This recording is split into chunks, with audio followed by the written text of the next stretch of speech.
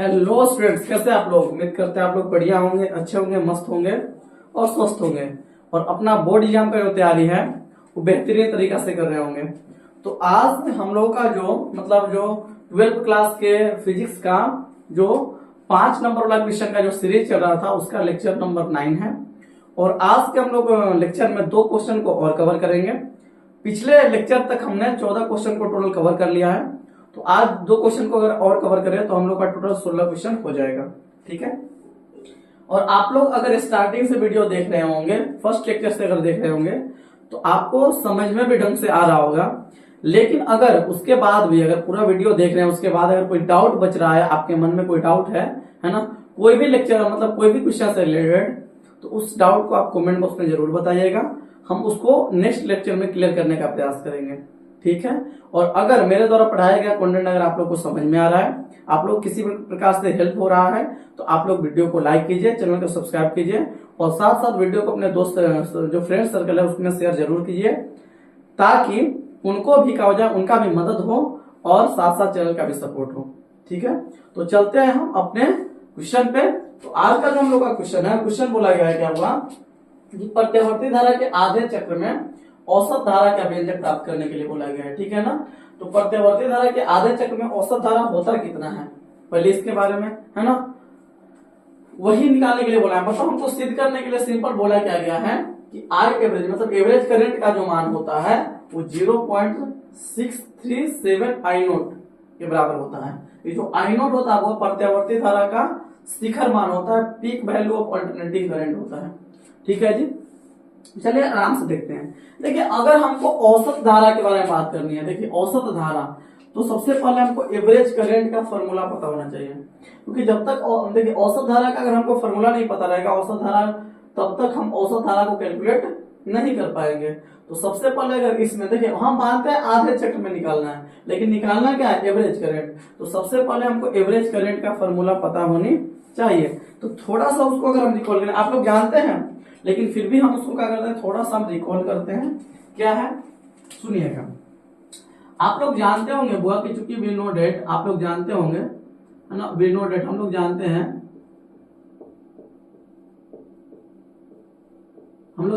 क्या जानते हैं बुआ, आई बराबर जो होता है ना, करंट बराबर dq अपॉन dt। फॉर्मूला पढ़े होंगे आप लोग। आई बराबर क्या होता है, dq अपॉन dt होता है, dq अपॉन dt होता है। ठीक है। आई बराबर क्या होता है, dq अपॉन dt पढ़े होंगे आप, इंस्टेंटेनियस करंट होता है।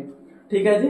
अब अगर एक बात आप लॉजिकली सोचे, हम अगर इसको क्रॉस मल्टीप्लाई कर दें तो इधर कितना हो जाएगा, आई dt, कितना हो जाएगा, आई dt बराबर क्या हो जाएगा, dq। मतलब यहां से dq का जो वैल्यू आ जाएगा, इसलिए यहां से dq का जो वैल्यू आ जाएगा वो कितना आ जाएगा, आई dt आ जाएगा। चलिए ठीक है, बहुत बढ़िया। अगर हम दोनों तरफ इंटीग्रेशन कर दें, दोनों तरफ क्या कर देंगे, इंटीग्रेशन, इधर इंटीग्रेशन करेंगे तो इंटीग्रेशन dq और इधर क्या हो जाएगा, इंटीग्रेशन आई dt हो जाएगा।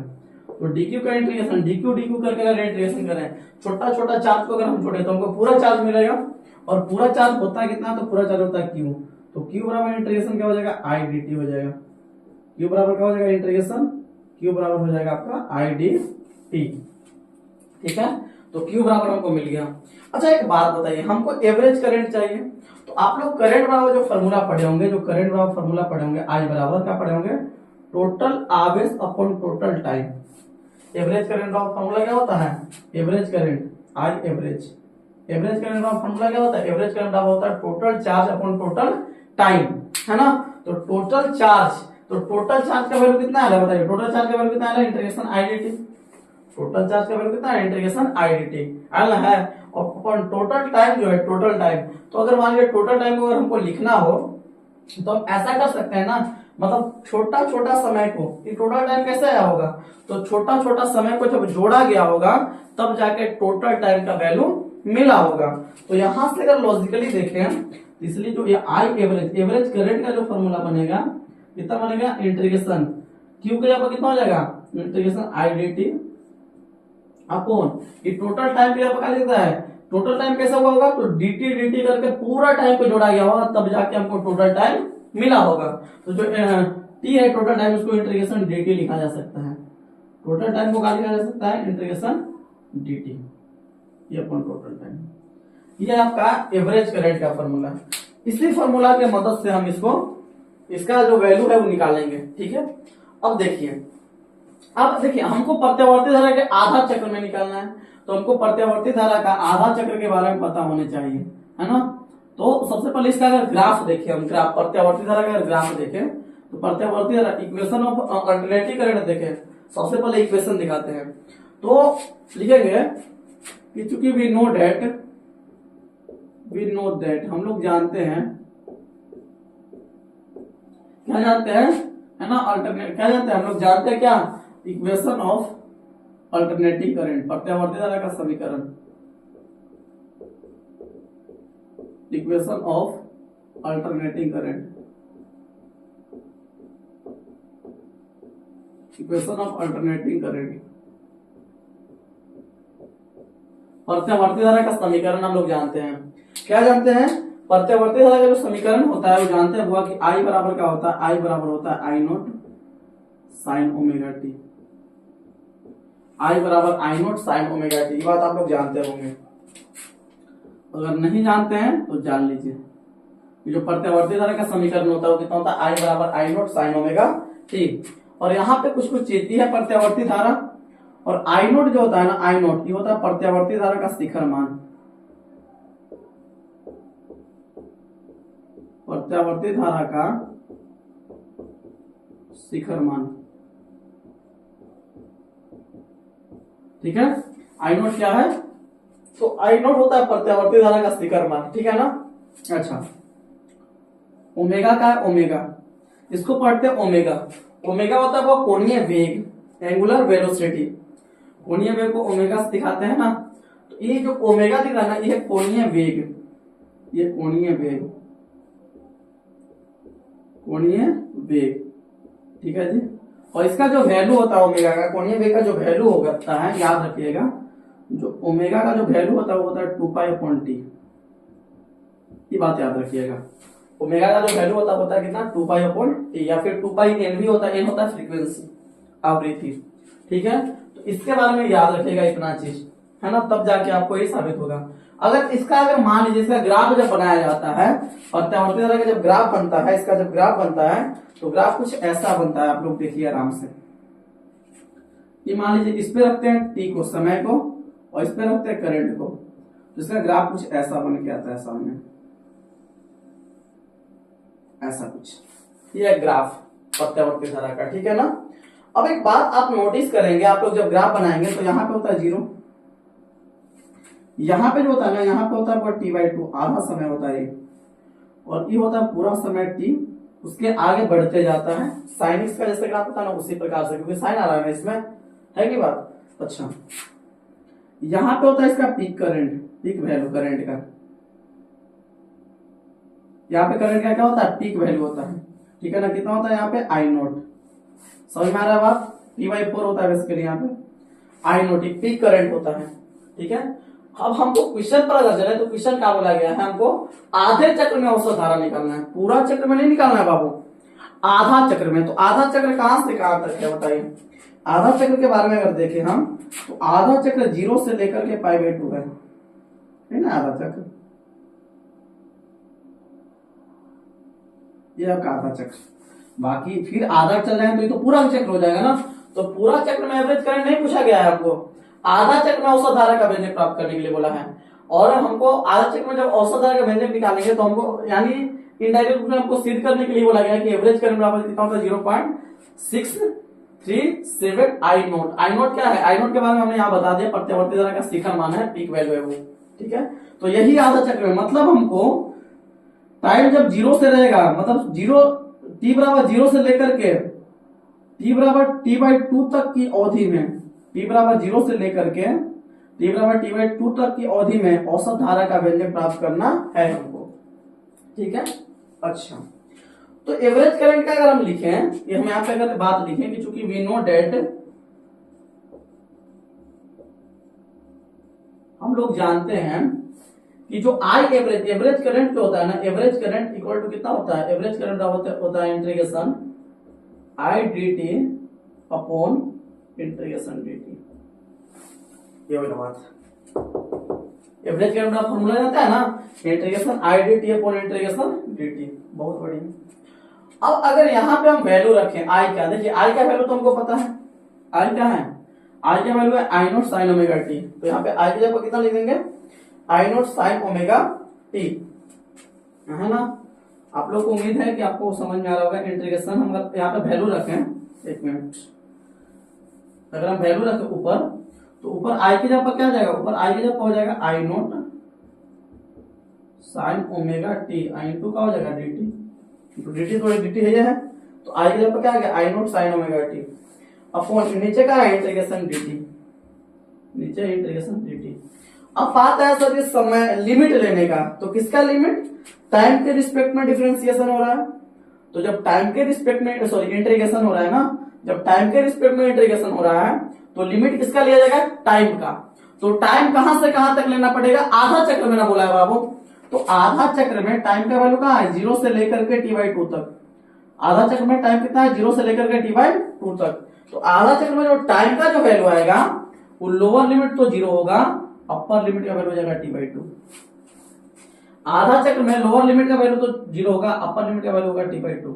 आधा चक्र में यहीं से तक ना, यहां से लेकर के यहां तक, तो 0 से लेकर के t/2 तक, मतलब लिमिट का वैल्यू कितना हो जाएगा, लोअर लिमिट तो 0 हो जाएगा आपका, लोअर लिमिट का वैल्यू हो जाएगा 0 और अपर लिमिट हो जाएगा t/2। क्लियर है। अब अगर इसका इंटीग्रेशन हम करें आराम से देखते हैं, तो यहाँ पे आई नोट क्या है, आई नोट है प्रत्यावर्ती धारा का शिखर मान, और शिखर का मान का जो वैल्यू होगा वो तो फिक्स होगा, वो तो बदलने वाला नहीं है। तो जब शिखर मान का वैल्यू अगर फिक्स होगा बाबू, तो यहाँ पे आई नोट हो गया कांस्टेंट, और जब आई नोट कांस्टेंट हो गया तो इंटीग्रेशन से जो कहां रखेंगे, बाहर, है ना। इंटीग्रेशन अगर आप लोग पढ़े होंगे तो आप लोग जानते होंगे, है ना, कांस्टेंट को इंटीग्रेशन से बाहर रखा जाता है। तो यहाँ पे आई नोट को अगर बाहर कर देंगे तो ऊपर जो बच जाएगा वो बच जाएगा मेरा इंटीग्रेशन कितना, आई नोट चलाया बाहर, तो आई नोट जब बाहर चलाया तो बचेगा sign omega T into D T, बच गया साइन ओमेगा टी इंटू का हो गया डी टी हो गया, और अपॉन नीचे क्या बचा, नीचे डी टी। तो डी टी का इंटीग्रेशन कितना हो जाएगा बताइए, dt का इंटीग्रेशन कितना हो जाएगा, t हो जाएगा। तो dt का इंटीग्रेशन कितना हो जाएगा, t हो जाएगा, कहां से कहां तक, 0 से लेकर t/2 तक।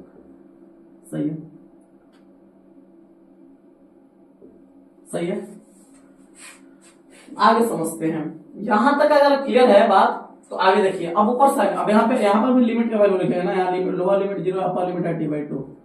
अब यहाँ पे अगर थोड़ा सा अगर समझे, ये हो गया आई नोट साइन का इंटीग्रेशन, साइन थीटा का इंटीग्रेशन आप लोग पढ़े होंगे कि साइन थीटा का इंटीग्रेशन क्या होता है, cos theta, sorry sine theta का माइनस कोस थीटा होता है, साइन थीटा का इंटीग्रेशन क्या होता है, माइनस कोस थीटा। तो उसी प्रकार से हम अगर लिखना चाहें फॉर्मूला में लिख देते हैं बाबू, फॉर्मूला बहुत इंपॉर्टेंट है। अगर आपको इंटीग्रेशन पूछ देगा साइन थीटा का, इसका इंटीग्रेशन, साइन थीटा का इंटीग्रेशन क्या हो जाएगा, माइनस कोस थीटा होता है, ठीक है ना, प्लस सी होता है। आप लोग ये बात जानते हैं, साइन थीटा का इंटीग्रेशन कितना होता है, माइनस कोस थीटा होता है। लेकिन यहाँ पे क्या है बाबू, यहाँ पे साइन ओमेगा टी है, तो साइन ओमेगा टी का इंटीग्रेशन कितना हो जाएगा, ये हो जाएगा माइनस कोस ओमेगा टी रहेगा। लेकिन यहाँ पे देखिएगा, यहाँ पे थीटा के रिस्पेक्ट में इंटीग्रेशन हो रहा है ना, यहाँ पे थीटा होता है, डी थीटा होता है, बराबर है ना। साइन थीटा का इंटीग्रेशन थीटा के रिस्पेक्ट में कितना होता है माइनस कोस थीटा, है ना, प्लस क्या होता है, सी होता है ना। तो वहां पे थीटा का रिस्पेक्ट में इंटीग्रेशन हो रहा है तो माइनस कोस थीटा हो रहा है, लेकिन यहाँ पे खाली थीटा लिखल है। लेकिन इसमें क्या है ना, इसमें थीटा की जगह आ रहा है कुछ, यहाँ पे टी के सापेक्ष समाकलन हो रहा है, तो टी तो है लेकिन उसके साथ साथ ओमेगा भी आ जा रहा है। तो एक बात हमेशा याद रखिएगा ये बात कि अगर कोई भी फंक्शन का इंटीग्रेशन करते हैं साइन कोसेंट का, तो जिसके सापेक्ष समाकलन होता है उसके साथ अगर जो टर्म गुणांक में होता है उससे भाग भी होता है। तो यहाँ पे टी के गुणांक में कौन है, ओमेगा, तो ओमेगा से यहाँ भाग भी हो जाएगा, है ना। और लोअर लिमिट कितना है, 0, अपर लिमिट है t/2, ठीक है, बहुत बढ़िया। अब यहाँ पे देखिए लिमिट का वैल्यू डालेंगे, पहले अपर लिमिट डालेंगे तो हो जाएगा t/2 और माइनस लोअर लिमिट डालेंगे तो हो जाएगा 0। इंटीग्रेशन अगर आप लोग पढ़े होंगे तो आपको ये चीज भली बात ही पता होगा कि क्यों, कैसा और कैसे हो रहा है सब। लेकिन अगर आप लोग इंटीग्रेशन नहीं पढ़ेंगे तो हो सकता है कि आपको दिक्कत हो, ठीक है।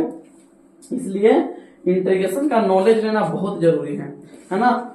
यहाँ पे कोई किसी को समझ में नहीं होगा तो ये वाला चीज फिर से एक बार देख लीजिए, ताकि चीजें समझ में आनी चाहिए। क्योंकि जब तक चीजें समझ में नहीं आएंगी तब तक भाई फिर समझने का कोई फायदा नहीं है। हम क्या बोल रहे हैं ना कि देखिए साइन थीटा का जो इंटीग्रेशन जनरली देखा जाता है, जनरली अगर साइन थीटा का इंटीग्रेशन देखा जाए, एक मिनट, अगर जनरली साइन थीटा का इंटीग्रेशन देखा जाए थीटा के रिस्पेक्ट में, तो क्या होता है माइनस कोस थीटा होता है, माइनस कोस थीटा होता है। लेकिन एक बात यहाँ पे कभी कभी क्या हो जाता है ना कि थीटा है ना, यहाँ पे लिखा,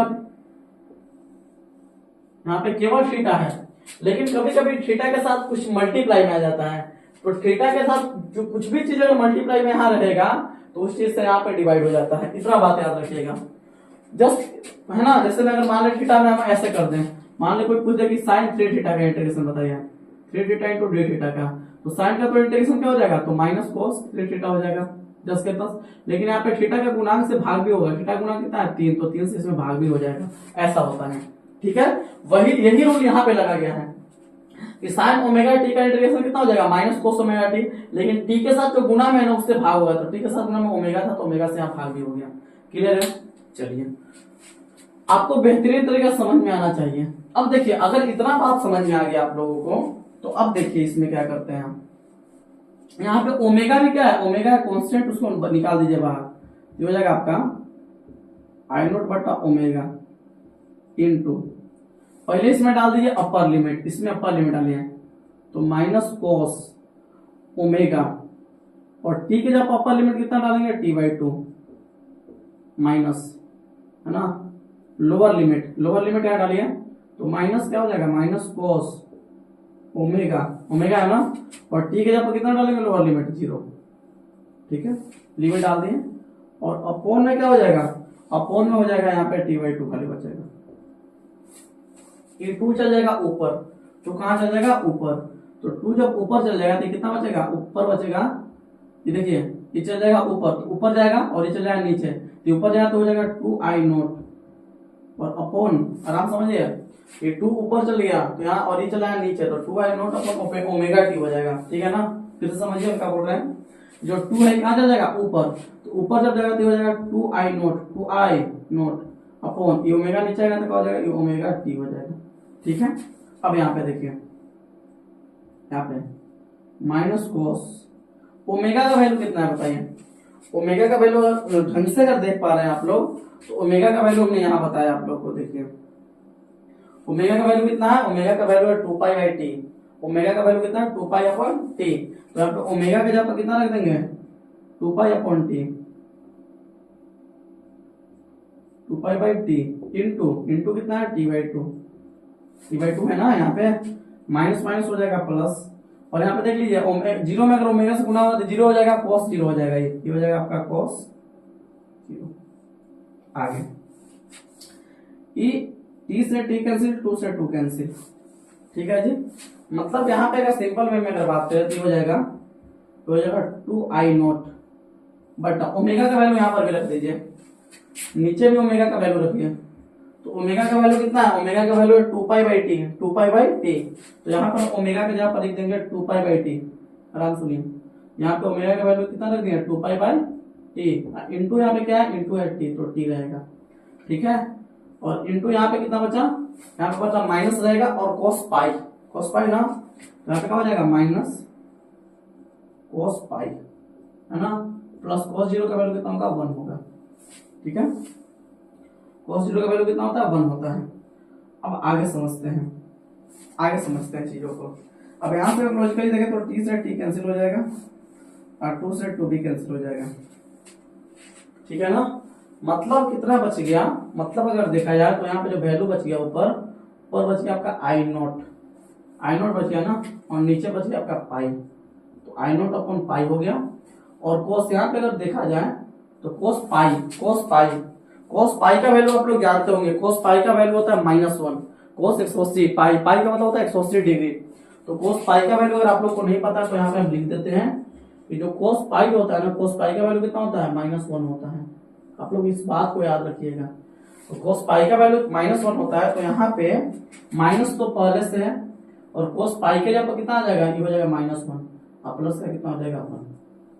अब देखिए 1 और माइनस का हो जाएगा प्लस, माइनस का हो जाएगा प्लस, तो थोड़ा सा अगर इस कैलकुलेशन को हम आगे बढ़ाएं, थोड़ा सा अगर इस कैलकुलेशन को हम थोड़ा सा आगे बढ़ाएं तो आपको क्या मिलेगा चीज, आराम से देखिए क्या चीज आपको देखने को मिलेगा, आराम से देखिए।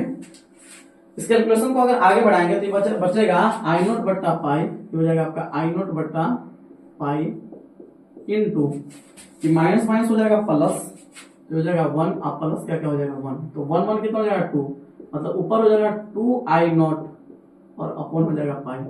पाई की अगर वैल्यू रखना चाहे तो रख सकते हैं आप। पाई का वैल्यू कितना हो जाएगा 3.14, मतलब ये कितना हो जाएगा 2 आई नॉट अपट्टा कितना हो जाएगा 3.14। पाई का वैल्यू आप लोग जानते हैं ना कि नहीं जानते हैं, आप लोग बचपन से पढ़ते आए होंगे। ये जो पाई का वैल्यू होता है, यहाँ पे लिख भी देते हैं हम साइड में, ये जो पाई का वैल्यू होता है, पाई बराबर कितना होता है, पाई बराबर होता है सॉरी पाई बराबर जो होता है ना वो होता है 3.14, 3.14 या फिर 22/7 है ना। पाई का वैल्यू 3.14 कीजिए फिर 22/7 कीजिए, फिर इसको अगर डिवाइड करेंगे ना आप लोग, इसको अगर डिवाइड करेंगे तो डिवाइड करने के बाद जब 2 को 3.14 से डिवाइड किया जाएगा ना तो यहाँ से आई एवरेज चल रहा है, एवरेज करंट निकाल रहे हैं हम, कौन करंट निकाल रहे हैं एवरेज करंट। तो यहाँ से एवरेज करंट का जो मान आएगा जब इसको डिवाइड करेंगे ना 2 को 3.14 से तो ये लगभग आएगा 0.637 आएगा, है ना। 2 को जब डिवाइड करेंगे 3.14 से तो कितना आएगा 0.637 और यहाँ पे आई नोट रह जाएगा। क्लियर है? बताइए जो कॉन्सेप्ट है वो समझ में आया नहीं आया, तो यही आपको साबित करना था हेंस प्रूफ। आप लोग डिवाइड करके देख सकते हैं, ठीक है। आप लोग एक बार इसको जल्दी से देख लीजिए कि आप लोग को समझ में आया नहीं आया, है ना। उसके बाद हम आगे चलते हैं, ठीक है ना। लगभग कितना आएगा, यही आएगा 0.637 आई नॉट। आप लोग को उम्मीद करते हैं आप लोग को पूरा ढंग से समझ में आया होगा। अगर इतना के बावजूद भी अगर कोई डाउट रहता है ना, इतना समझाने के बावजूद भी अगर कोई डाउट रहता है तो आप लोग कमेंट बॉक्स में जरूर बताइएगा कि हाँ हमको ये चीज डाउट है। हाँ ये वाला जो पोर्शन है ना ये भी आप लोग याद रखिएगा, ये जो पोर्शन है हम पहले स्टार्टिंग में ही बताए हैं, इसको समझाने के पॉइंट ऑफ व्यू से बताए हैं, तो इसको अलग रखिएगा, ठीक है ना। इसे हम इस सब इसलिए बताए थे ना ताकि आपको ये चीज पूरा ढंग से समझ में आए, क्योंकि जब तक कुछ नहीं समझ में आएगा तब तक आप लोग को ये चीज भी समझ में आने वाला नहीं है। तो आप लोग जल्दी से बताइए क्या यहाँ तक आप लोगों को क्लियर है ना। अगर क्लियर है तो फिर हम आगे बढ़ेंगे, ठीक है जी। चलिए आप लोग वीडियो रोक करके एक बार इसको उतार लीजिए, उसके बाद हम आगे बढ़ते हैं नेक्स्ट क्वेश्चन की तरफ, ठीक है।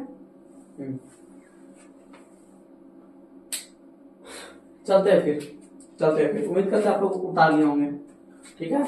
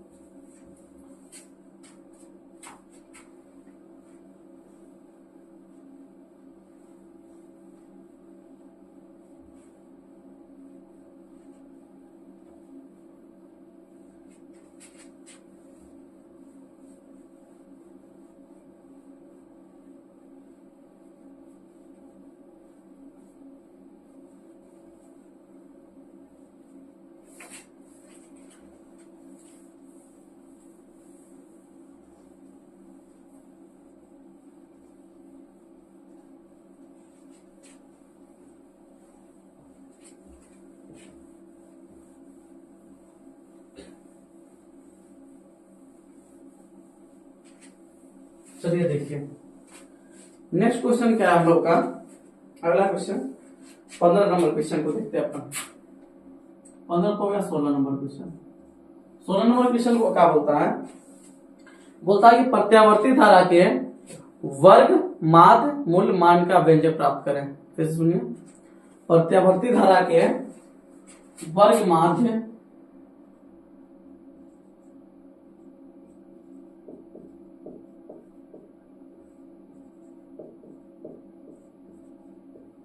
प्रत्यावर्ती धारा के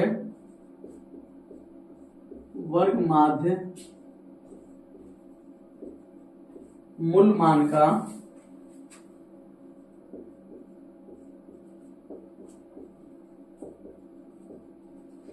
व्यंजक प्राप्त करें। ठीक है, हमको यही साबित करना है, प्रत्यावर्ती धारा के वर्ग माध्य मूल मान का व्यंजक निकालना है। ठीक है, आराम से समझिए। या फिर इसमें बोलता है कि सिद्ध करे कि, इसको बोलते हैं आरएमएस करंट, या हमको इसी में बोलता है कि सिद्ध करे कि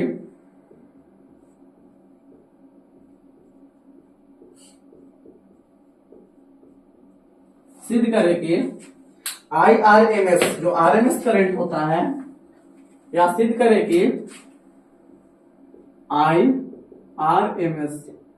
आरएमएस बराबर क्या, I0 बटा √2 की साबित करना है।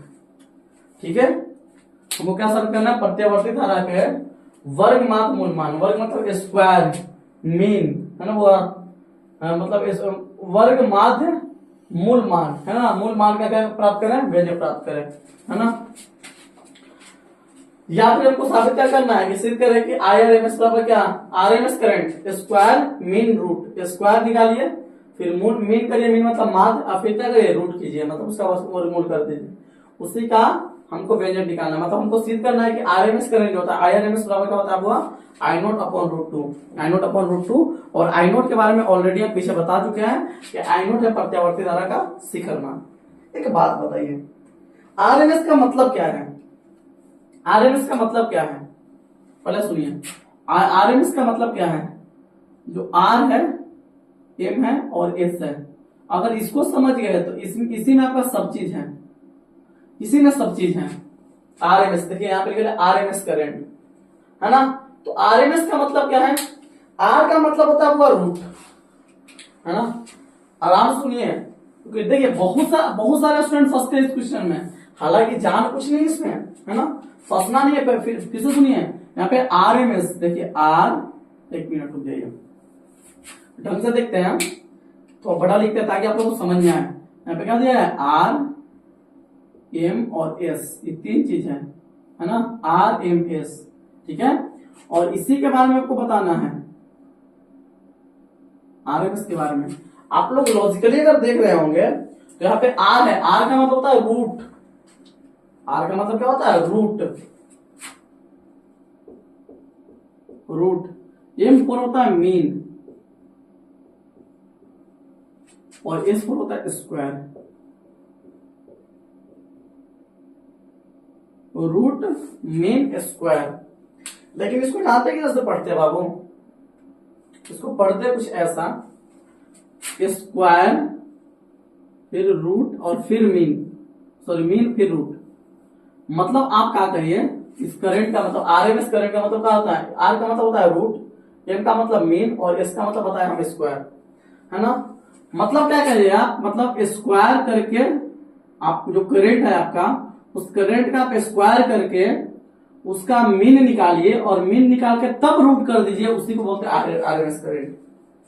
फिर से सुनिए हम क्या बोल रहे हैं, आरएमएस का मतलब क्या है कि आपके पास जो करंट है, अल्टरनेटिंग करंट है, उसका सबसे पहले करिए स्क्वायर, स्क्वायर करके आप क्या कीजिए, उसका मीन निकालिए, उसका माध्य निकालिए, स्क्वायर करके इसका क्या निकालिए, उसका स्क्वायर करके उसका माध्य निकालिए, और माध्य निकालने के बाद फिर उसका आप क्या कर दीजिए, रूट कर दीजिए, फिर क्या कर दीजिए आपका आप उसका रूट कर दीजिए, तब जाके आपको जो मिल जाएगा वही होगा आरएमएस करंट। समझ में आ गया बात, उल्टा पढ़ते इसमें, स्क्वायर करेंगे करंट का, फिर उसका मीन निकालेंगे, तब रूट करेंगे, तब उसका नाम है स्क्वायर, है ना, मीन रूट। पहले स्क्वायर करना है, फिर मीन करना, उसका माध्य निकालना है, तब उसका रूट कर देना है, तब जाके आपको क्या मिलेगा, आरएमएस करंट, मतलब वर्ग माध्य मूल मान मिलेगा।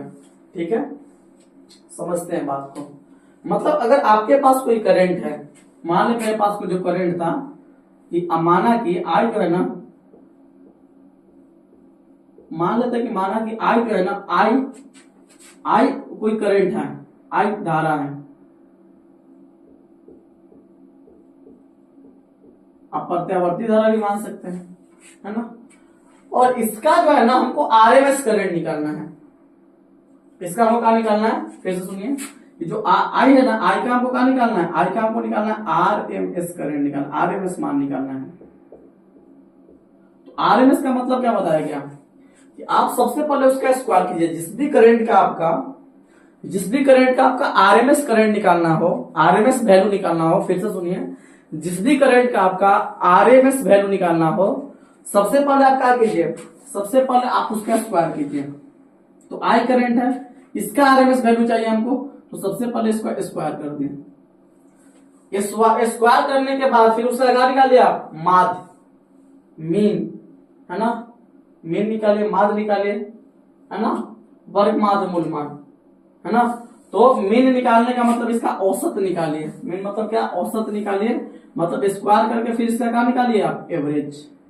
स्क्वायर करने के बाद इसका एवरेज मान निकालिए, और फिर एवरेज मान निकाल करके तब इस पर आप क्या चढ़ा दीजिए, रूट चढ़ा दीजिए, है ना, वही ना बोला है कि आप स्क्वायर कीजिए, उसका मीन निकालिए, मीन मतलब औसत, औसत निकालिए स्क्वायर का, और फिर जाके उसका क्या कर दीजिए, फिर उस पर क्या चढ़ा दिए, रूट चढ़ा दिए। यही होगा आरएमएस करंट, यही होगा आरएमएस करंट का मान।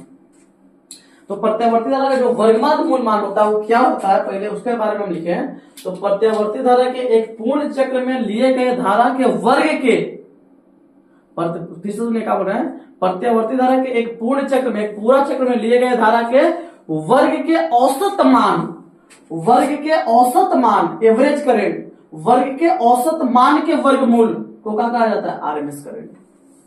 ठीक है जी। मतलब क्या है कि अगर प्रत्यावर्ती धारा का वर्गमात मूल्यमान के बारे में पूछे हम,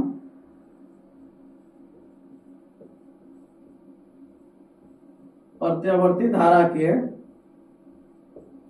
वर्गमात मूल्यमान, वर्गमात मूलमान, तो प्रत्यावर्ती धारा के वर्गमात मूलमान क्या होता है, प्रत्यावर्ती धारा के एक पूर्ण चक्र में,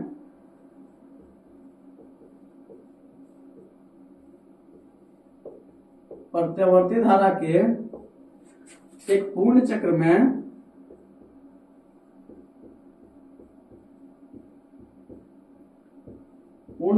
प्रत्यावर्ती धारा के एक पूर्ण चक्र में लिए गए धारा के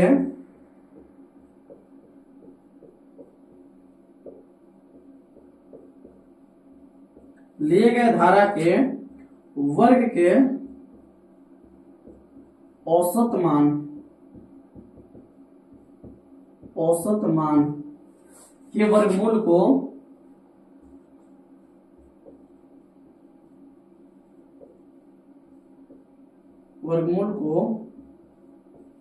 प्रत्यावर्ती धारा का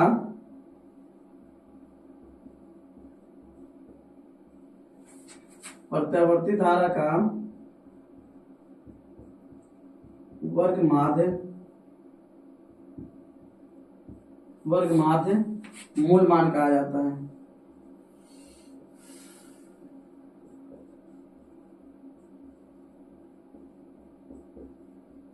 समझ में आ गया, समझ में आया। मतलब जो आरएमएस करंट है, प्रत्यावर्ती धारा का जो वर्गमाध्य मूल मान होता है, क्या होता है, प्रत्यावर्ती धारा के एक पूर्ण चक्र में लिए गए धारा के वर्ग के, प्रत्यावर्ती धारा के एक पूर्ण चक्र में मान लीजिए आई करंट है, प्रत्यावर्ती धारा के एक पूर्ण चक्र में लिए गए धारा के वर्ग के औसत मान, वर्ग का औसत मान के वर्गमूल, है ना। प्रत्यावर्ती धारा के एक पूर्ण चक्र में लिए गए धारा के वर्ग के औसत मान, वर्ग का कौन मान, तो वर्ग का औसत मान का वर्गमूल के वर्गमूल को प्रत्यावर्ती धारा का कहता है वर्गमान मूलमान। बात समझ में आ रहा है, अगर आप लोग को बात समझ में आ रहा है तो फिर हम चलते हैं अपन आगे। मतलब सिंपल वे में अगर बात करें तो यदि प्रत्यावर्ती धारा के पूर्ण चक्र में आई, मतलब कोई करंट आई प्रवाहित हो रहा है, आई करंट है, करंट का मान आई है ना। तो यदि अगर बात करें हम, यदि प्रत्यावर्ती धारा के पूर्ण चक्र में, यदि प्रत्यावर्ती धारा के एक पूर्ण चक्र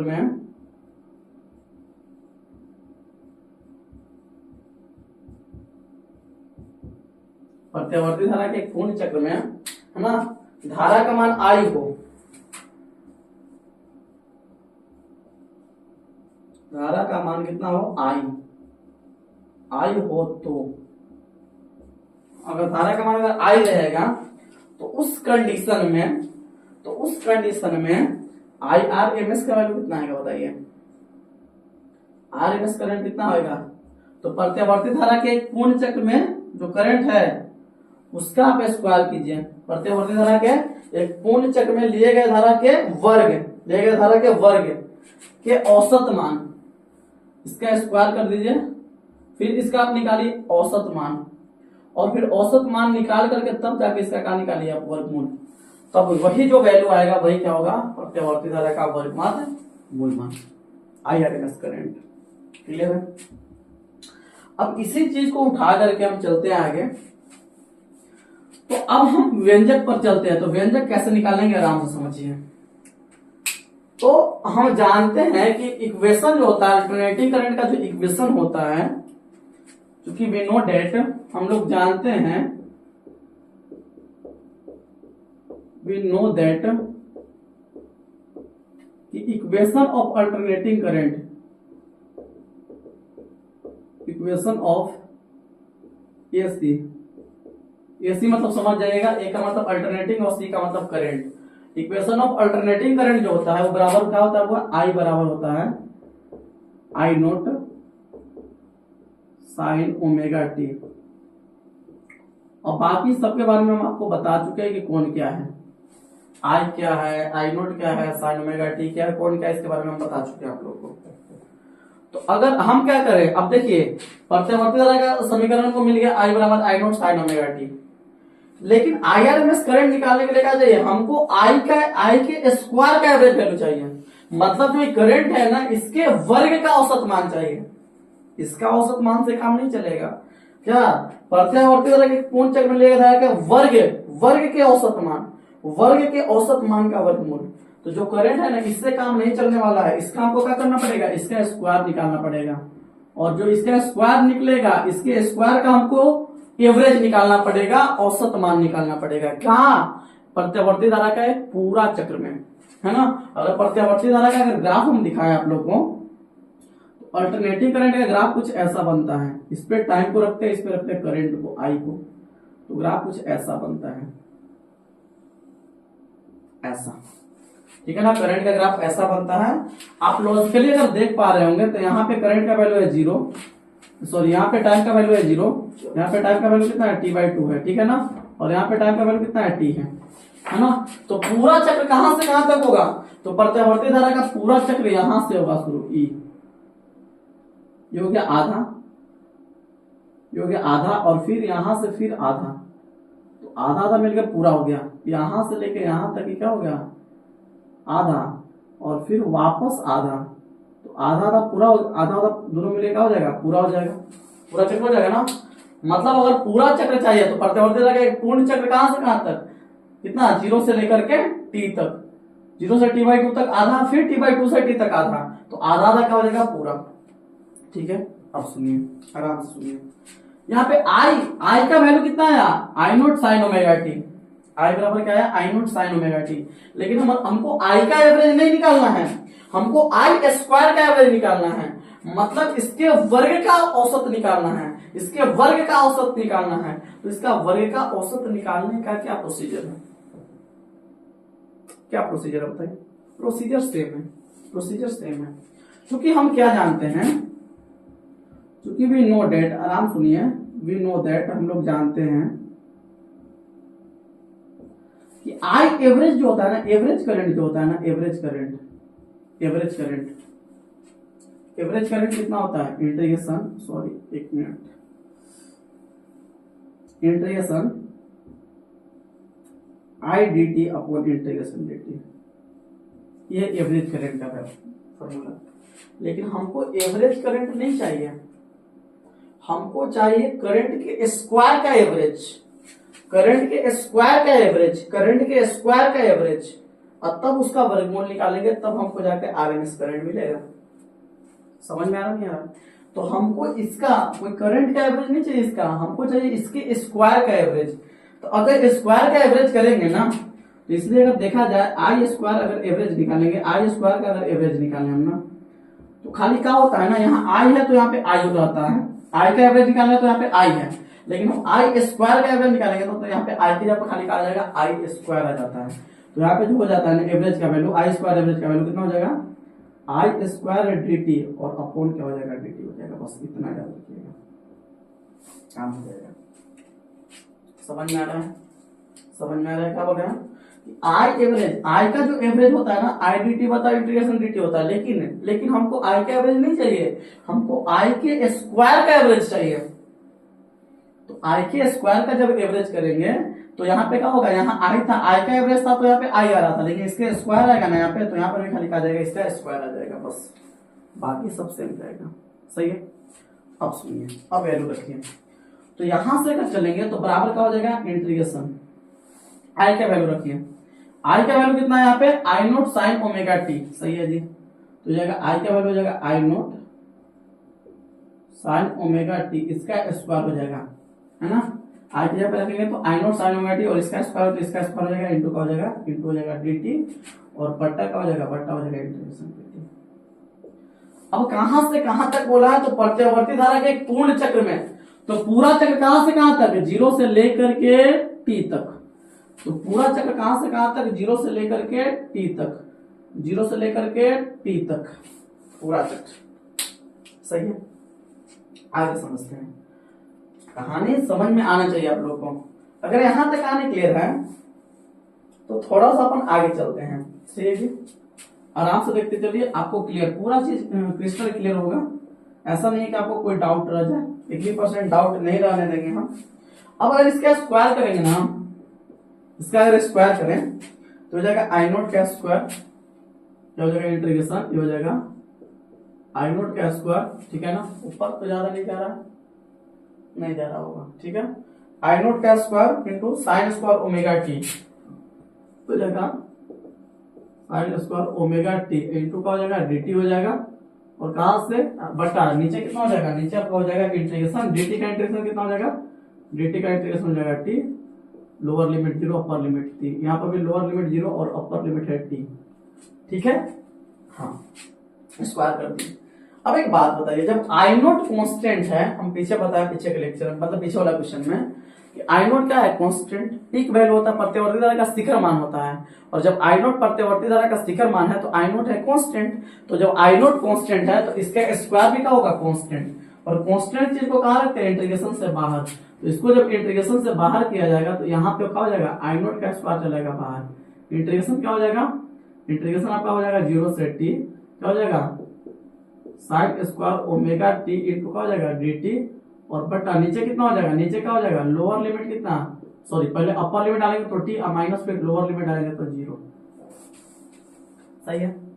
अब देखिए, जो साइन स्क्वायर का डायरेक्ट स्क्वायर के फॉर्म में इंटीग्रेशन नहीं होता है, कैसे सुनिए, साइन स्क्वायर का स्क्वायर के फॉर्म में इंटीग्रेशन नहीं होता है। तो पहले साइन स्क्वायर को हमको क्या करना पड़ेगा, हमको क्या करना पड़ेगा, इसको 2 डिग्री से 1 डिग्री में कन्वर्ट करना पड़ेगा, है ना। और इसके लिए एक फॉर्मूला होता है साइन स्क्वायर थीटा बराबर, फॉर्मूला याद रखिएगा। आप लोग को याद हुआ तो अच्छी बात है, नहीं याद है तो याद रहेगा। साइन स्क्वायर थीटा बराबर होता है 1 माइनस कोस 2 थीटा बटा 2 होता है। साइन स्क्वायर थीटा बराबर क्या याद रखना है, साइन स्क्वायर थीटा बराबर क्या होता है 1 minus cos 2 theta by 2। Sine square theta बराबर 1 माइनस कोस 2 थीटा बाई 2।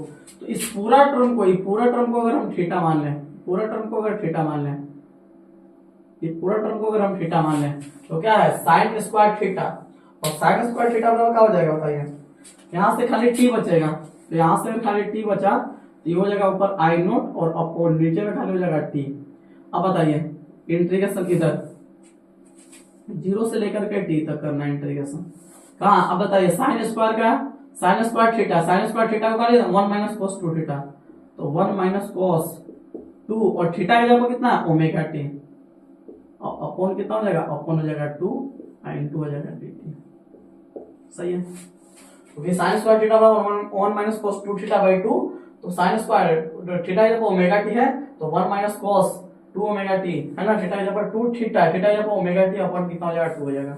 2 कहां चलाएगा, 2 चलाएगा आपका बाहर, तो 2 जैसे ही बाहर आएगा तो ये हो जाएगा आई नोट अपॉन 2t।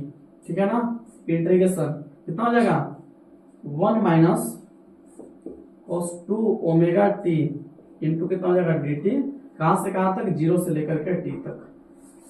ठीक है, अब यहां अगर देखें लॉजिकली हम तो हो जाएगा आई नोट बटा टू टी, आई नोट बटा क्या टू टी। अब यहाँ पे अगर देखें तो इंटीग्रेशन कीजिए, इंटीग्रेशन जब करेंगे तो 1 का इंटीग्रेशन कितना हो जाएगा, टी के है ना, टी के रिस्पेक्ट में 1 का इंटीग्रेशन हो जाएगा टी, कितना हो जाएगा टी माइनस माइनस कोस, कोस का इंटीग्रेशन कितना हो जाएगा, कोस का इंटीग्रेशन होता है साइन थीटा, कोस थीटा का इंटीग्रेशन याद रखिएगा, नहीं याद रहे तो याद रखिएगा, ये जो कोस थीटा है ना, कोस थीटा, कोस थीटा का जो इंटीग्रेशन होता है कितना होता है, कितना होता है, साइन थीटा होता है। कोस थीटा का इंटीग्रेशन कितना होता है, कोस थीटा का इंटीग्रेशन होता है साइन थीटा। तो कोस थीटा का जब इंटीग्रेशन साइन थीटा होता है तो यहाँ पर देखिए कोस 2 ओमेगा टी का इंटीग्रेशन कितना हो जाएगा, यहाँ पे इंटीग्रेशन हो जाएगा साइन 2 ओमेगा टी हो जाएगा, कोस 2 ओमेगा टी, कोस 2 ओमेगा टी का इंटीग्रेशन हो जाएगा साइन 2 ओमेगा टी। लेकिन हम बताए हैं कि टी के गुणांक से भाग भी होगा, तो यहाँ पे टी का गुणांक कितना है 2 ओमेगा, तो यहाँ पे 2 ओमेगा से हो जाएगा भाग, लोअर लिमिट है 0 और अपर लिमिट है टी। ठीक है, वैल्यू डालिए, वैल्यू डालिए, तो यहाँ पे हो जाएगा आई नोट बटा 2t, वैल्यू डालिए पहले अपर लिमिट, अपर लिमिट डालेंगे टी, तो टी के ऊपर टी डालेंगे तो टी माइनस, यहाँ पर भी अपर लिमिट डालेंगे ना, तो हो जाएगा साइन, साइन कितना हो जाएगा, यहाँ पर रखेंगे ना तो ये हो जाएगा साइन 2 ओमेगा इंटू टी के जब आ जाएगा टी, अब बटा कितना हो जाएगा 2 omega minus lower limit, lower limit जब अगर डालेंगे तो यहाँ पे डालेंगे तो ये हो जाएगा 0 माइनस, यहाँ पर डालेंगे तो कितना हो जाएगा sine 2 omega 2 omega 2 omega into T के जब कितना हो जाएगा, इंटू हो जाएगा 0 और अपन कितना होगा 2 ओमेगा।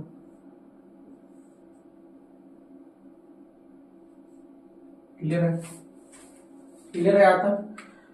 अगर यहां तक क्लियर है तो आगे देखिए आराम से फुल कंसंट्रेशन के साथ। एक बात बताइए, साइन 2 ओमेगा में जब 0 से गुना हो जाएगा तो हो जाएगा साइन 0, फिर से सुनिए, साइन 2 ओमेगा में अगर 0 से गुना हो जाता तो हो जाएगा साइन 0, और साइन 0 का वैल्यू होता है 0, तो मतलब ये ओवरऑल पूरा वैल्यू क्या हो जाएगा, ये ओवरऑल पूरा वैल्यू हो जाएगा 0।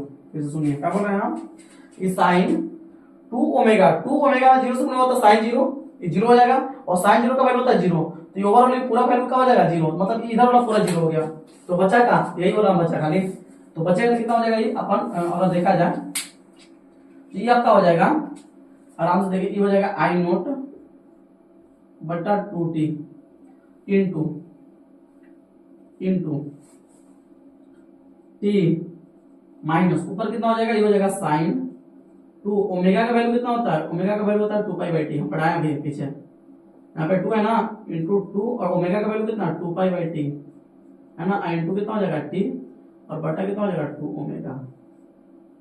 सही है, ओमेगा का वैल्यू हम पढ़ाए हैं, अगर याद नहीं है तो आप लोग देख लीजिए, ओमेगा का वैल्यू हमने बताया होगा कि जो ओमेगा का वैल्यू होता है ना, ओमेगा ओमेगा जो है ना, ये ओमेगा का जो मान होता है वो कितना होता है 2 पाई बाई टी होता है, ओमेगा का वैल्यू कितना होता है 2 पाई बाई टी, याद रखिएगा, ये कोणीय वेग होता है। ठीक है ना, तो इससे ओमेगा का वैल्यू हमने कितना रखा है, यहाँ पे रखा है 2 पाई बाई टी। अब यहाँ लॉजिकली अगर आप देख रहे होंगे तो ये टी से टी कट जाएगा, टी से टी जैसे ही कटेगा तो ये साइन कितना हो जाएगा 4 पाई हो जाएगा, साइन क्या पाई हो जाएगा 4 पाई। ठीक है ना, मतलब अगर देखें हम तो यहाँ पे हो जाएगा आपका, यहाँ पे हो जाएगा आई नोट बट्टा 2t, आई नोट बट्टा 2t इंटू ये कितना हो जाएगा टी माइनस ये कितना हो जाएगा साइन 4 पाई, साइन 4 पाई अपॉन कितना हो जाएगा 2 ओमेगा। अब एक बात समझना है, साइन 4 पाई का वैल्यू कितना होता है, तो साइन के पाई के मल्टीपल में कितना भी वैल्यू आ जाए ना उसका वैल्यू 0 रहेगा, तो साइन 4 पाई का वैल्यू कितना होता है 0 होता है। तो एक बात याद रखिएगा, ये बात हम लिख भी देते हैं कहीं साइड में, क्या कि साइन यहाँ पे लिख ही देते हैं कि साइन 4 पाई का जो वैल्यू होता है ना, साइन 4 पाई का वैल्यू कितना हो जाएगा 0, साइन 4 पाई का वैल्यू कितना होता है 0 होता है, साइन n पाई का वैल्यू 0 होता है ना। यहाँ पे 4 के जगह पर कुछ भी लिख दो, 4 5 6 7 8 9 10, खाली बटा 2 नहीं लिखेगा, मतलब यहाँ पे पूर्णांक के रूप में कुछ भी लिख दिया जाएगा ना 4 के जगह पर, यहाँ पे जो 4 है ना इसके जगह पर पूर्णांक के रूप में कुछ भी रहेगा ना तो वैल्यू इसका 0 रहेगा। तो साइन 4 पाई का वैल्यू कितना होगा 0, और साइन 4 पाई का वैल्यू अगर 0 हुआ तो ई हो गया 0, ऊपर वाला टर्म हो गया 0, और जब ई 0 हो गया तो 0 अपन कुछ लिखे तो 0, तो ई ओवरऑल पूरा वैल्यू किसको टेंड कर लेगा, ये वाला जो पूरा वैल्यू है ये हो जाएगा 0 आपका। ये पूरा वैल्यू जो है ना, ये पूरा वैल्यू आपका हो जाएगा 0। तो पूरा वैल्यू जब 0 हो गया तो बचा क्या, बचा अगर देखा जाए लॉजिकली, अगर देखा जाए तो यहाँ पे जो बचा वो कितना बचा, I0 बट्टा 2t इंटू यहाँ पे खाली t बचा, यहाँ से खाली क्या बचा, t बचा, और t से t का हो जाएगा कैंसिल हो जाएगा। मतलब आई स्क्वायर एवरेज का जो वैल्यू आया, आराम से देखिए, है ना, आराम से देखिए, इसलिए आई स्क्वायर एवरेज का जो वैल्यू आया वो कितना निकल के आया, आई स्क्वायर एवरेज का वैल्यू आया I0 बट्टा 2, कितना आया वैल्यू निकल के I0 बट्टा 2। आई स्क्वायर एवरेज का वैल्यू कितना आया, आई स्क्वायर एवरेज का, देखिए आई स्क्वायर एवरेज निकाल रहे थे ना, कितना आया, मतलब आई स्क्वायर के एवरेज मतलब औसत मान कितना आया, आई स्क्वायर का औसत मान कितना आया, I0 बट्टा 2। बहुत बढ़िया, हमको ये बात समझ में आ गया। चलिए, लेकिन हमको नहीं निकालना था, हमको निकालना है वो आरएमएस करंट। तो आरएमएस का फॉर्मूला क्या पढ़ा है, आरएमएस का क्या बोला, आई स्क्वायर एवरेज मिल गया, और आई स्क्वायर का एवरेज अगर मिल गया तो उसका क्या कर दीजिए, वो रिमूव कर दीजिए, तो वही हो जाएगा आरएमएस। तो यहाँ पे लिखेंगे कि चूंकि वी नो डेट, चूंकि वी, है ना, नो डेट, हम लोग जानते हैं I0।